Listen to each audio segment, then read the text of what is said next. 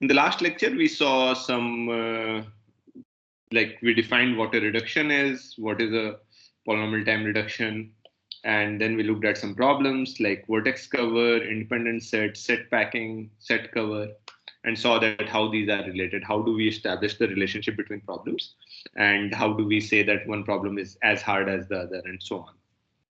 Okay. So today we'll look at another problem, and we'll, if time permits, then we'll go for defining the classes P and NP. Okay. So today the problem we are going to spend a lot of time on is going to be satisfiability.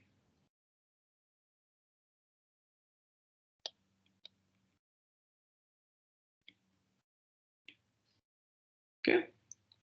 So we are not defining it right now. Before that, we need some definitions before defining the problem.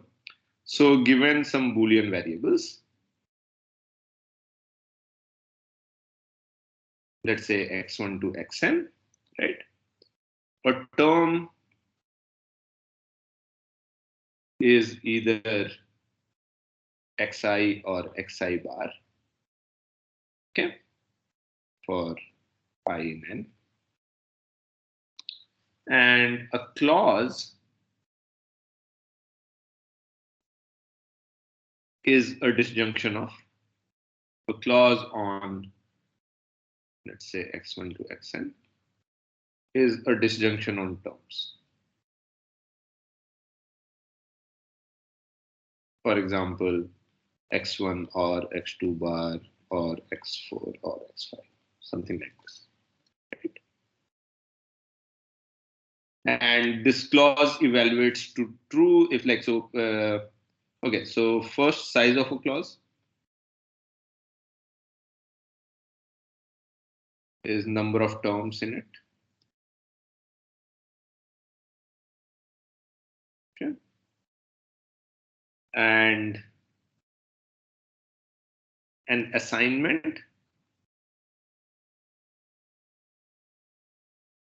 v is a function from set of x is equal to x1 to xn, let's say, to 0 1.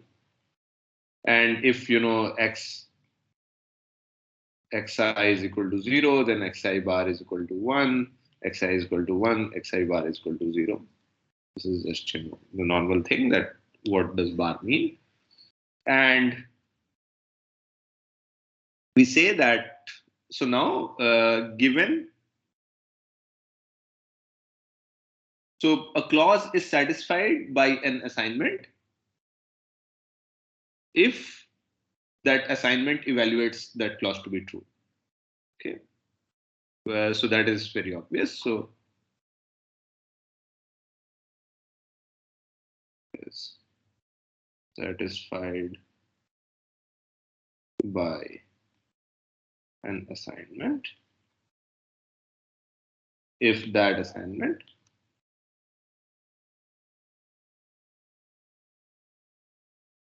evaluates the clause to be true.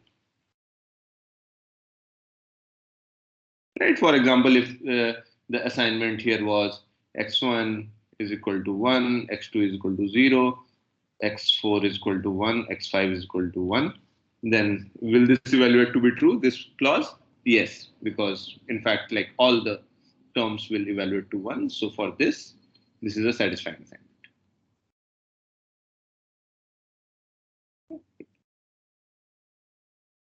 So any questions about what is a clause, what are variables, what are terms, and so on? What is size of clause?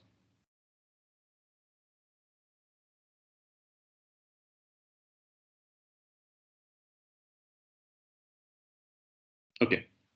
So now we say that V is, now we'll talk about satisfying assignment with a set of clauses.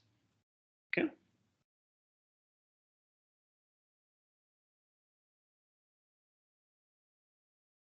So now we'll say that given x1 to xn, set of variable, let's say x is equal to, and a set of clauses, let's say C1 to Ck on X, we say that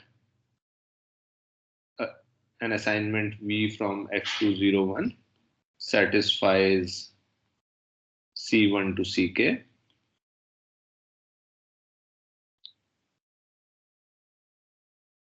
Okay. If for all I,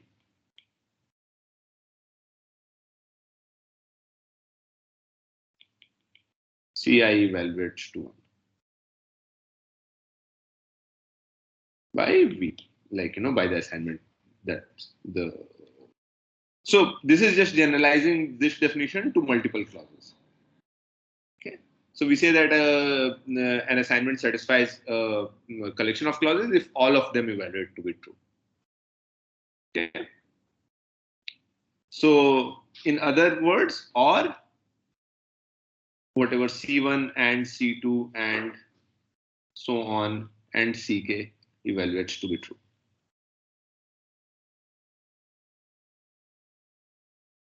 And why? Because if all of them evaluate to be true, then only this is going to be. So this is this formula is evaluates to be true if and only if all the clauses evaluate to be true.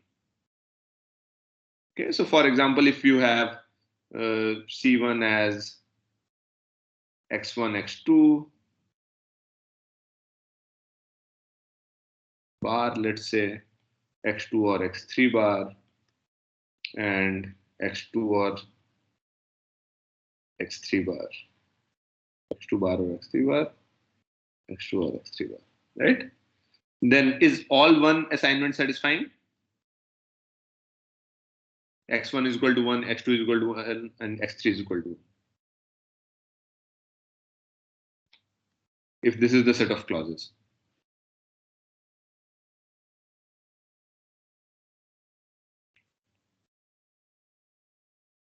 Anyone?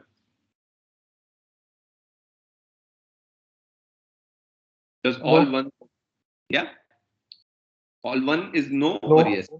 No, right? Why? The second one. The second one, if you put both to be 1, then it becomes 0. 0 or 0 is 0 because of this. Okay. And all 0 is actually satisfies this collection of clauses because every clause contains a negation. So that one will become 1. So this is satisfying assignment. Here I just took all zeros and all ones, but it is not necessary that a satisfying assignment is going to be all zeros and all ones. It can be like any combination of these and so on. Right, good. So now we are ready to define the problem satisfiability.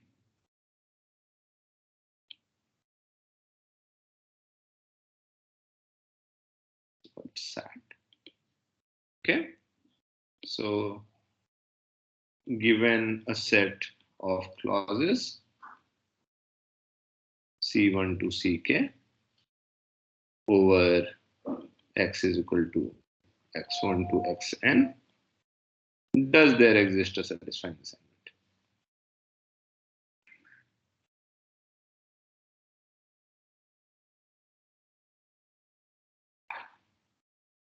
So this is the question, right? So this is a yes/no question asking, you are just given a set of clauses like this,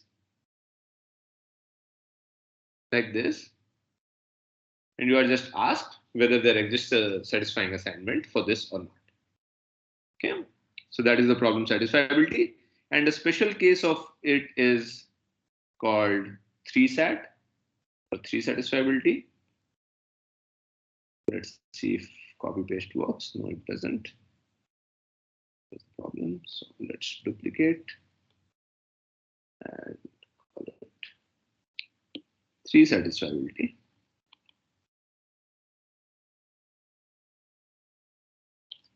Or 3-SAT. Okay. So given a set of clauses C1 to Ck such that Ci is equal to 3 for all I belong to K. Okay. So now it's just that all the clauses have size 3. So that is the problem called 3-SAT.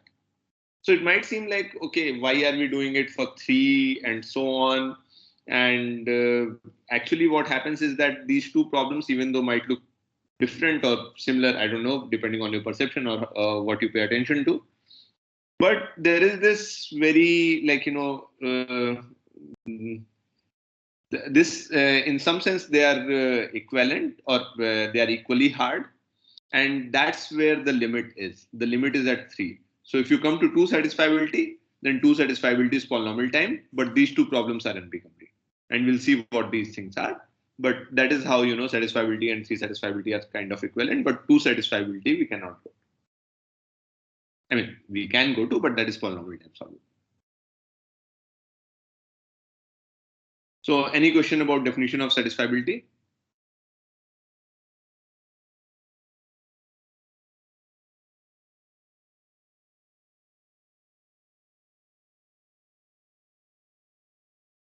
Yeah.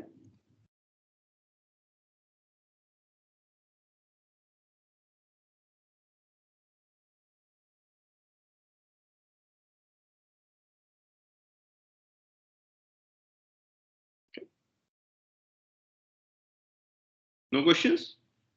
Okay, then now we'll see the reduction that relates 3 sat with independent set.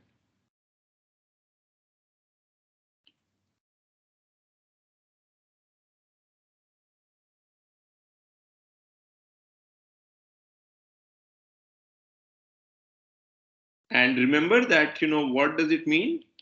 That basically, if we can show, so suppose we prove this lemma, and then we can show that 3 sat is hard, then we can show that independent set is hard.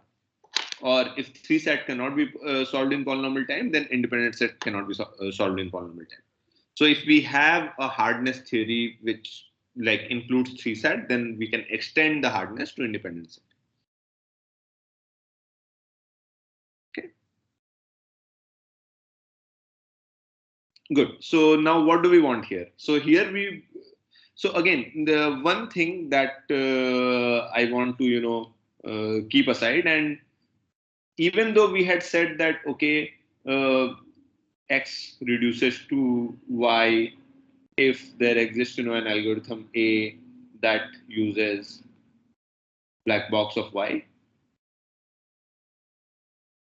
But now we'll impose some further restrictions for the rest of the course, basically, that this algorithm A uses the black box only once.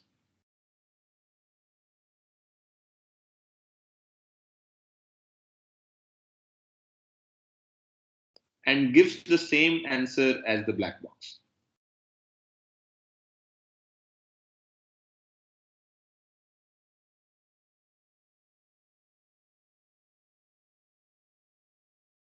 Okay.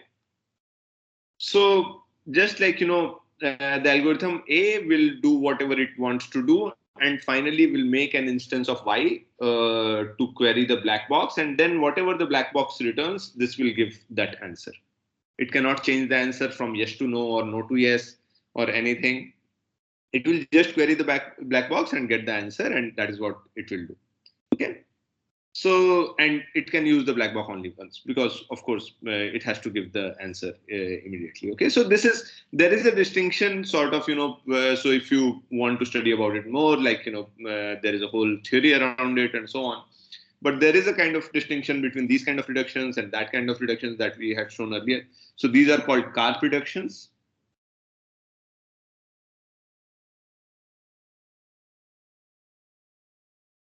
And what we had earlier are called Turing reductions. But for NP completeness, generally, what we'll be using is Karp reductions. So for the rest of the course, we'll be using these kind of reductions only, that you make only one query and you give exactly the same answer as the black box gives.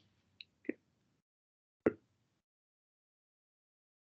All right. So now we need to show that 3 sat reduces to independent set. So suppose C1 to Ck, or I suppose, let C1 to Ck be an instance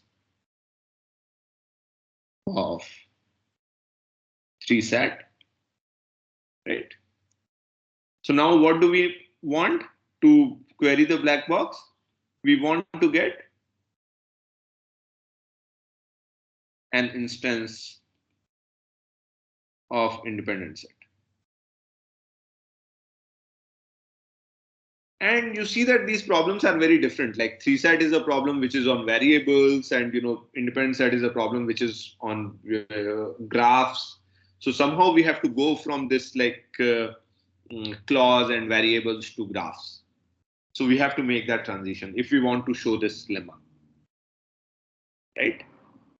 So then we need to look closely at what it means, for a 3sat instance to be a yes instance. Okay. So for every clause, so every clause has 3 literals, right?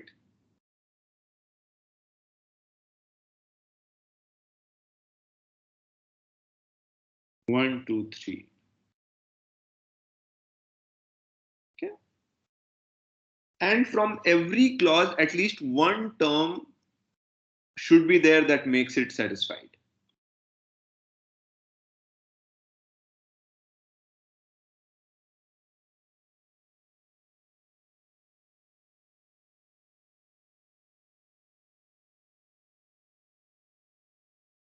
The problem is that you want to now satisfy all the clauses, but you don't want any conflicts between the terms.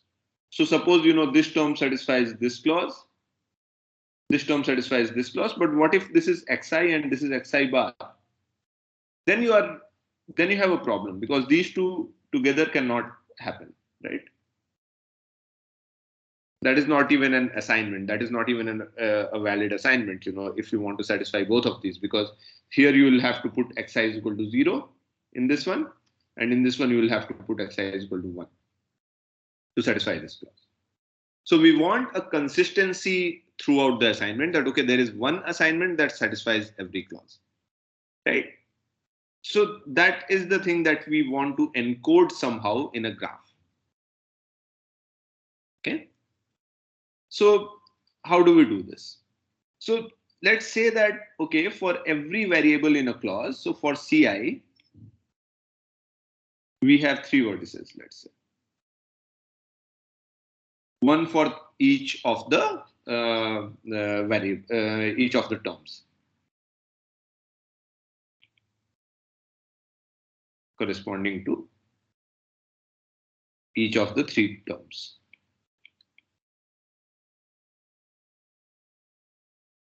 Okay. So we have, let's say, these 3 vertices, and let's say the set of vertices is called 3 vertices, let's say, is Ti is equal to, let's say, Vi1, Vi1, Vi2, and Vi3. Okay, let's say that this is the set. So we have Vi1, Vi2, and Vi3, right? Well, this is V11, V12, V13, then V21, V22, V23, and so on. And then finally we have VK1, VK2, VK3. Okay. So these are the vertices that we want to have, suppose, in the graph. So that is like, a very trivial start, that, okay, we start with that, okay, since we have to get to a graph, where does the graph come from? Suppose it comes from the terms in the formula. Okay, good. Now somehow we want an independent set on these guys, on this graph. And somehow we want to fix the size of the independent set. So how do we fix the size of independent set? So here we want that every clause is satisfiable, right? So from every clause, there should be at least one guy which comes out, which satisfies that clause. But we want some instance of independent set to be like, G comma K, such that G comma K is yes, if and only if 3sat instance or C1 to Ck can be satisfied. So now, if we want to go from this direction to that direction, if we want to go to the forward direction, then we would want that if G has an independent set of size k, then we get everything. We get something for each clause. We get that every clause can be satisfied, right? So then we would want that from these guys, all of them, from all of them, one is selected. From each Ti, one vertex is selected somehow. So how do we make sure? We make this a triangle. And if we make this a triangle, then we are sure that from each Ti, at most one can be selected. So if we are selecting K, then one vertex has to come from each of the triangles. Right? So this is like, fine. So one vertex comes from each of the triangle, and we want that to be the satisfying vertex or the satisfying term for that clause. Okay, good. But what is the problem now? The problem is the same that we had earlier. That here you have some XL and here you have some XL bar. And suppose you are picking this from this guy, from this clause, from this TK, and you are picking this vertex from this VI, right? From T1. So how to avoid this? What can we do to avoid this? Make an edge between these two. Make an edge between these two, right?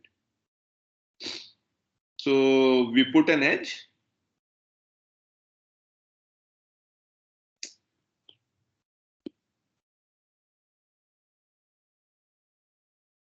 Edge between vertices corresponding to XL and XL bar in whichever clauses we come, whichever clauses it comes. It can be that, here also there is an XL bar. Then you will put an edge between this and this guy also. If this is XL bar. Right? That you basically, this says that you cannot pick this guy, this one, and this one together. And you cannot pick this one and this one together. But you can definitely pick this one and this one together. That is not a problem. Because they don't have an edge between them. Because they are both XL bar. Okay. So that's it. So first you make a triangle. So make each Ti a triangle, and then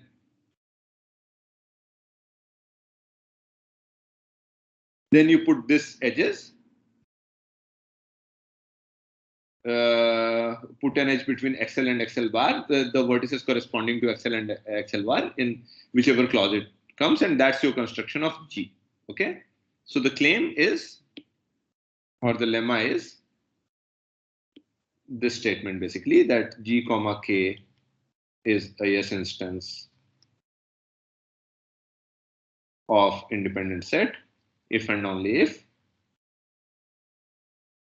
C1 to comma CK is a yes instance of satisfiability for 3 set.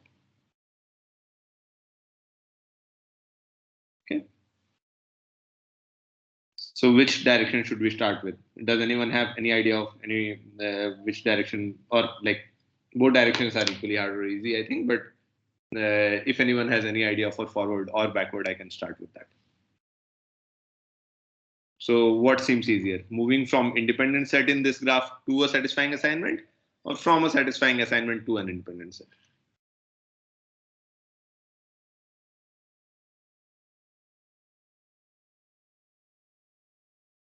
From independent set. Okay, so let's say from independent set. Okay, so let's go in the forward direction first. So let S be an independent set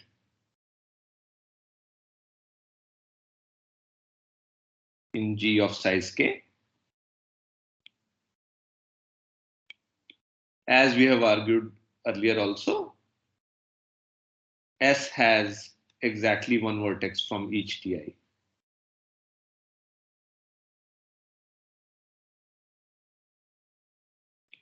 Why? Because each Ti is a triangle, and from each triangle you can select at most one vertex in the independent set, and hence S has to have exactly one vertex from each Ti.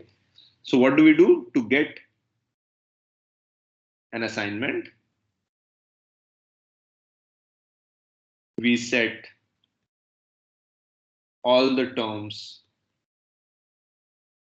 in Ti in S, right, corresponding to S, corresponding to vertices in S to be true. So this might be a partial assignment, right?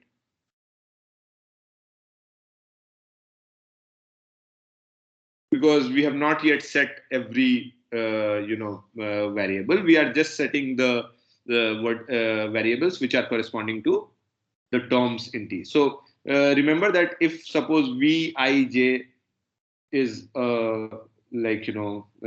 vertex that corresponds to XL bar, then we'll put XL is equal to 0. And if it corresponds to XL, then we'll put XL is equal to 1. Right? Now, and this satisfies all the clauses.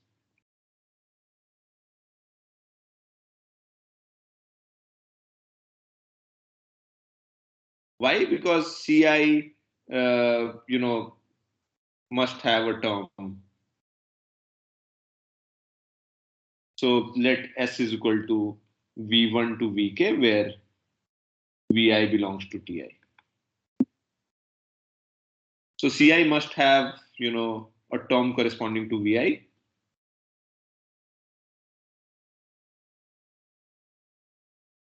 Which evaluates to true.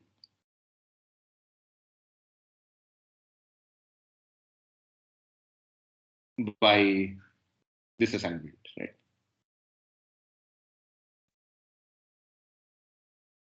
So now, if you have got a partial assignment, you can, show that that it can be extended. So, like any partial assignment that satisfies C1 to Ck can be extended to a satisfying assignment. How? You just don't care about, you can put other variables, anything. But we still we missed something. What did we miss? We missed one small thing. We did all this, but still we did not make use of something, or we have not formally argued something.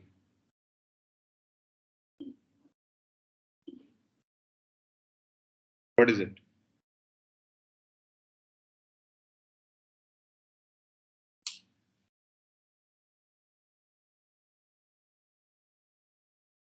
How is this a partial assignment itself?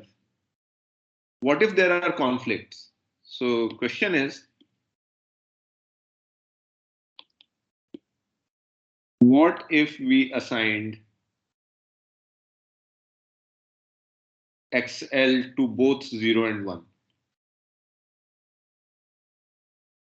And which would mean that it is not even an assignment.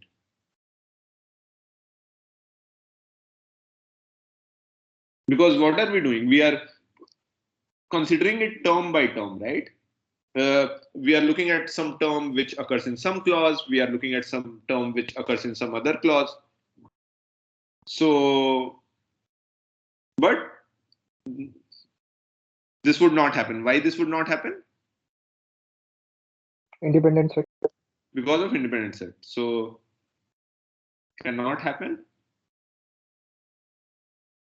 Because then the two clauses contain XL and XL bar, and hence the vertices corresponding to them will have edge between them.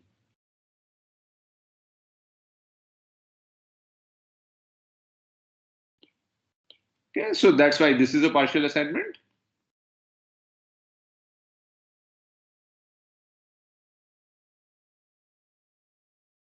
And which satisfies the clauses.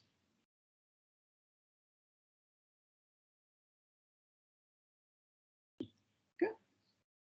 So, and we have already seen that any partial assignment that satisfies the clauses can be extended to a full satisfying assignment. So basically that means there exists a satisfying assignment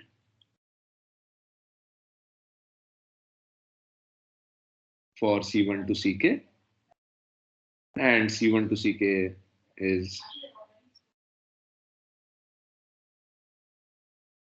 yes instance. So yes instance meaning for which the answer is yes.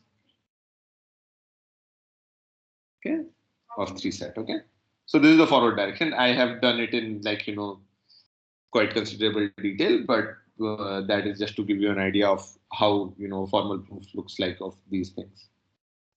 Okay, what about the backward direction? So now we want to go from let C1 to Ck be satisfiable. So let V from X to 0, 1 be a satisfying assignment. So this direction might be easier. So again, for each clause,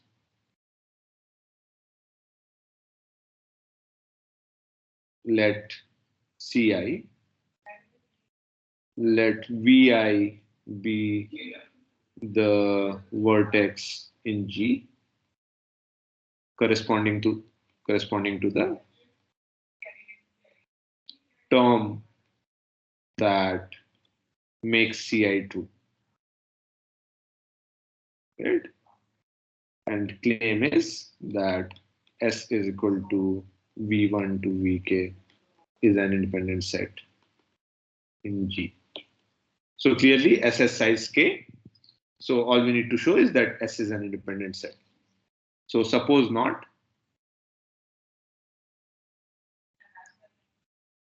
then there exists some Vi Vj such that Vi Vj belongs to E, is an edge.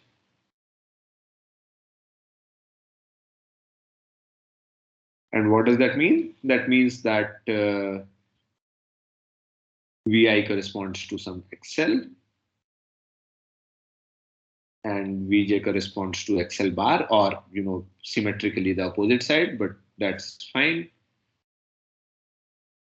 And what does that mean then? That means that if the clause, so that means Ci is satisfied by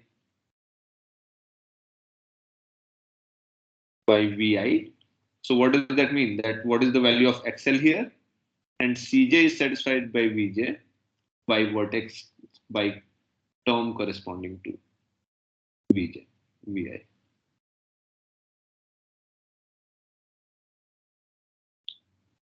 Okay, let me write it below. So since Ci is satisfied term corresponding to Vi, and the term is XL. So what is the value of XL here? And Cj is satisfied by term XL bar corresponding to Vj. So what is the value of XL bar? So what is the value of XL? 1 and 0. XL is equal to 1. XL bar should be 1, right? Because it is satisfied by XL bar. So it implies XL is equal to 0. So the term which corresponds to Vj in Cj is XL bar. So XL bar is 1 because Cj is being satisfied by that term. And so XL is equal to 0 and here XL is equal to 1. So how is Xn assignment?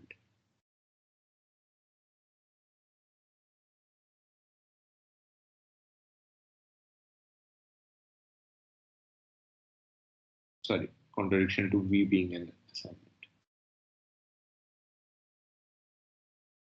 That finishes the proof, right? Because S is an independent set, and that's what we wanted to show, that G contains an independent set of size k. Okay. So any question about this reduction?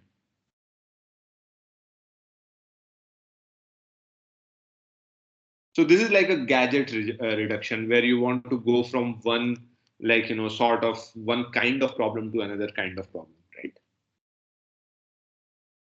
So these two are very different kinds of problems, you can see, but still, you see this relation that both of the, like, 3-SAT can be reduced to independent set. So independent set is at least as hard as 3-SAT. Any question about this reduction?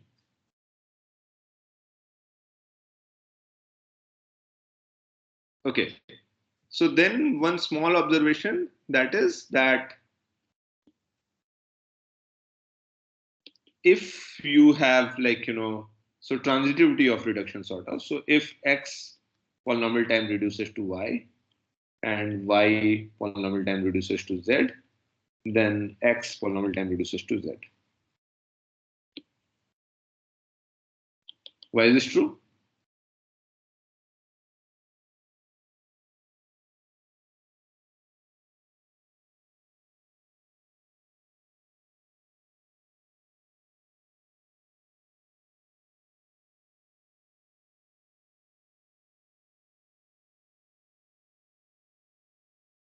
So what does X do? What does this mean, right? This means that there exists an algorithm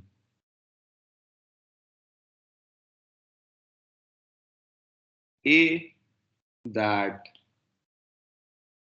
asks or makes an instance of Y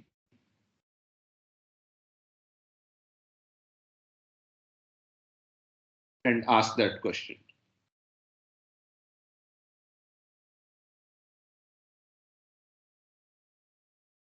To black box of Y.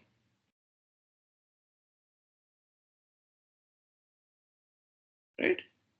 And what does, so this also means the same, right? Okay. So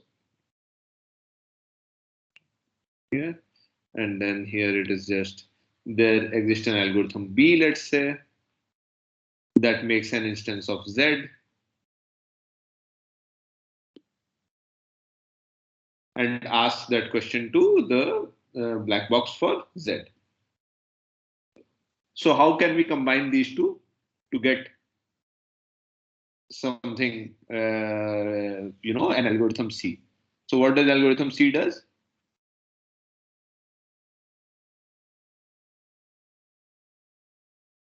So suppose this is algorithm C that we want. So algorithm C embeds algorithm B inside A.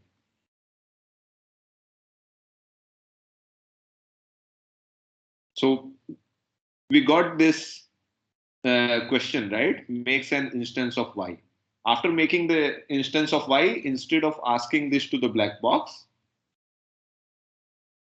replaces this part by, again, this algorithm B. Now it will make an instance of Z, ask the question to the black box of Z, and return the answer. And since we preserve the answer, like I said, that, a yes will mean yes for B,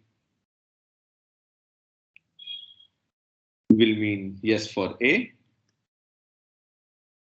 then yes for C would, yeah, so yes for B would mean yes for A, so yes for C would mean also yes for A, right?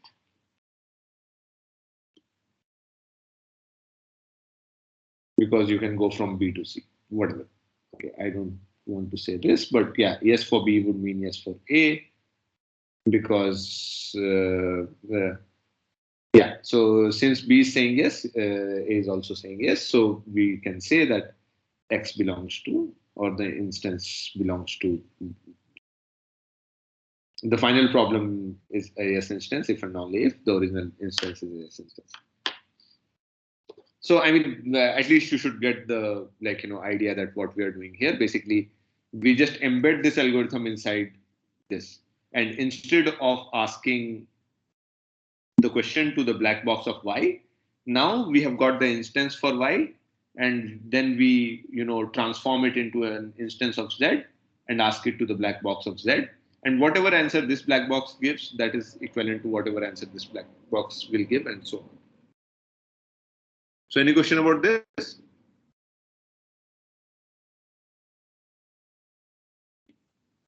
So from this lemma, we get since we have reduced 3SAT to everything, 3SAT to independent set, we know that independent set reduces to vertex cover. We know vertex cover reduces to set cover, and so on. Similarly, we can also show that 3SAT reduces to set packing also, and so on. So this just because we have seen all these steps individually before, and you can combine them using this transitivity lemma of reductions. Okay. So now we want to define quickly the classes P and NP.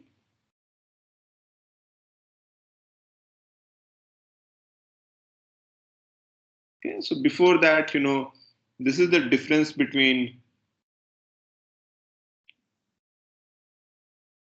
finding a solution and, let's say, checking a solution. Okay. For example, finding independent set might be hard.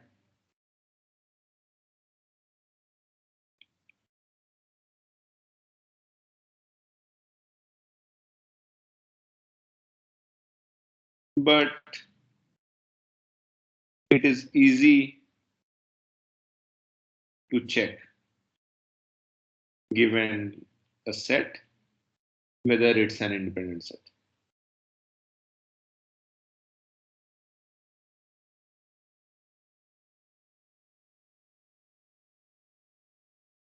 Okay.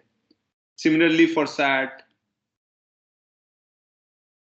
finding satisfying assignment can be hard.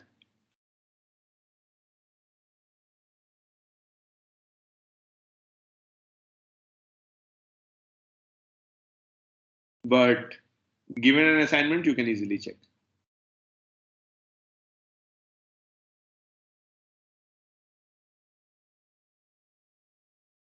Okay. So these things actually, given an assignment, given a set,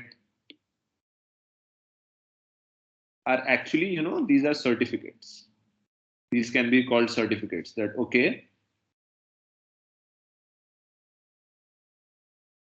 this certifies that, okay, this graph has an independent set if I give you a set and so on. And then given a certificate, it is easy to check that, whether that certificate is good or not.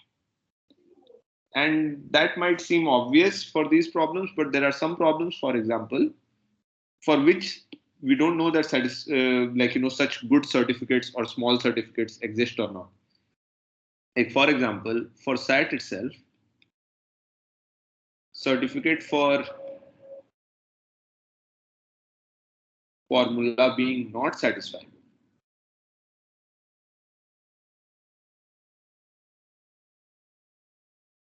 Does that exist? We don't know, right? So this is basically, so we are going to define these classes. P is going to be easy for finding the solution, and NP is going to be easy for verifying the solution or verifying the certificate, right? So first, let's define P. So again, before that, let's lay out some. So we'll be only talking about decision problems. And what is the decision problem? Decision problem X is a subset of sigma star, like it is just some set of strings. Sigma star is set of all strings.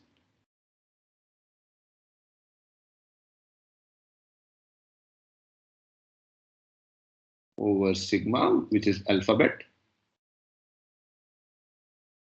You can have, or 0, 1 star if you want the alphabet to be binary. Okay. And any problem is just a set of strings. What is this set of strings? X is set of strings for which the answer is yes.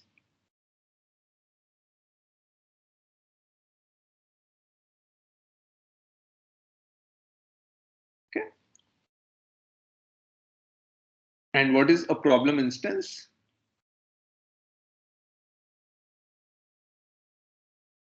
Problem instance is just a string.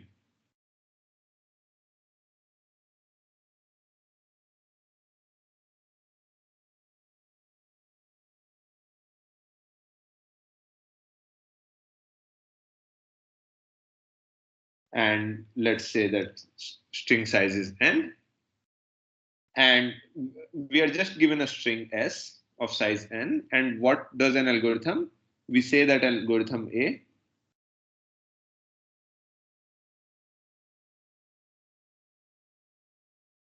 solves X if given, or if for all S belonging to sigma star, which is the input instance, A of S is equal to yes, if and only if S belonging to X. So A makes the correct answer, that A gives yes if and only if S belongs to X, right? So A of S is output of A when S is input.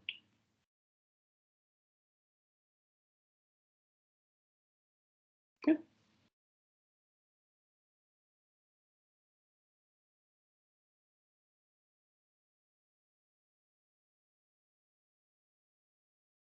Okay. And we say that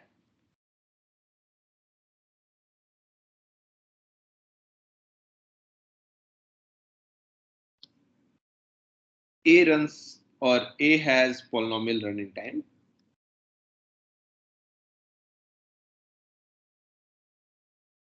if for all S in sigma star, A terminates, or A terminates as input, right? So if you give S as input, A terminates within some P of S steps where P is some polynomial.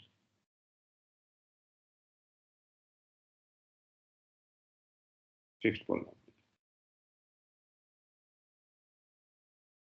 Right?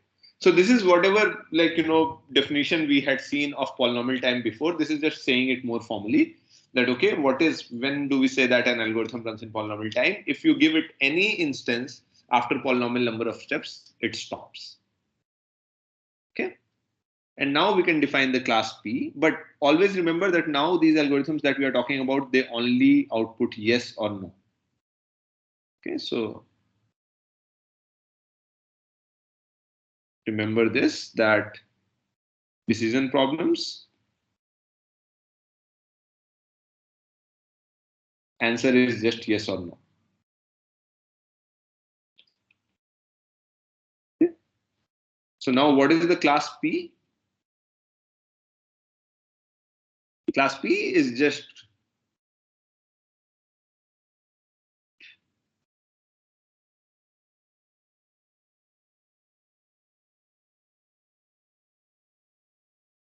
set of all problems that can be solved by an algorithm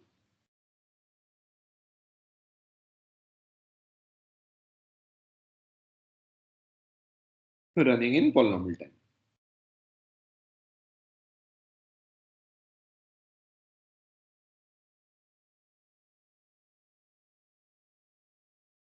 Okay, and can be solved. We have defined that, we say that an algorithm A solves X. So the definition comes from that whenever a string, one string belongs to X, then, the algorithm outputs yes, and whenever the string does not belong to X, then the algorithm outputs no. Okay, so that is the definition of the class P. Actually, I was thinking of defining NP also, but I don't think doing it at this point when we are over time is going to make much sense, and then I'll be hurrying it up. But is the definition of P clear? So P is set of problems. So P is basically X. Let's say, if you want to be not precise, just more, you want to say more X subset of sigma star such that there exists an algorithm A running in polynomial time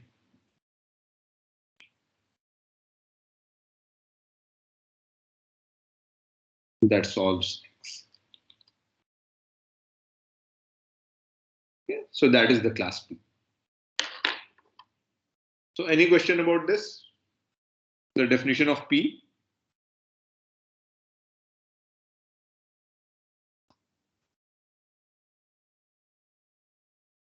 So the only distinction that we are making, apart from just making it more precise, there is one distinction we are making than what we had talked about polynomial time before, that we are now talking only about decision problems. We are not talking about optimization problems that can be solved in polynomial time. P is a set of decision problems only.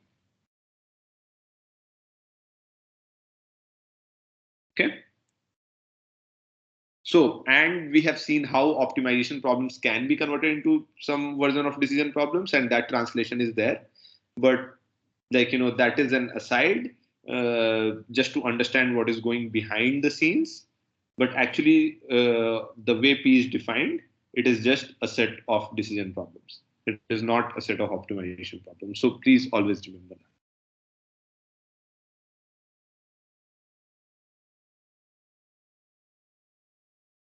Okay. So any question about definition of P? We'll do definition of NP on Tuesday.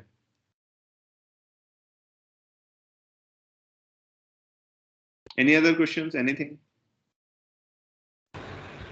So actually, it would be really helpful if you could share the average of minor as the audit deadline is on 2nd of November. I know I had asked the TAs to send it. I got your email also. I'll ask them again. Okay. Thank you so much. Yeah, today definitely. Yeah. Anything else?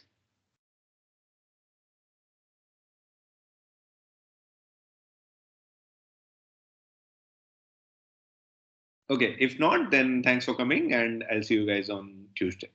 Thank you.